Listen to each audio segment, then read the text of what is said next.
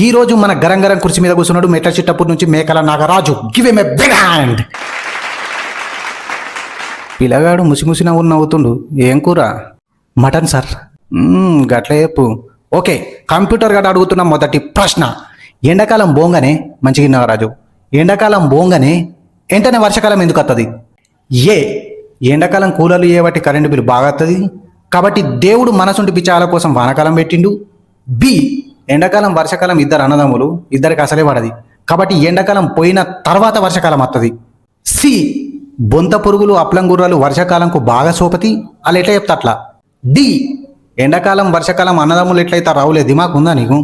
చెప్పండి మిస్టర్ నాగరాజు, చెప్పండి. మీ ఆన్సర్ కోసం తెలుగు రాష్ట్రాల ప్రజలే కాకుండా కేరళ నుంచి వచ్చి హాస్పిటల్లో పనిచేస్తున్న నర్సులు కూడా వెయిట్ చేస్తుర్రు. D, right answer mister Nagaraju, right answer. మీరు గెలుచుకున్నారు ఎమ్లాడ జాతరలో ఉన్న ఒక చిన్న క్యారం బోర్డు, 20 రూపాయల బొంది, 3 పాలాల ముద్దలు. Thank you sir.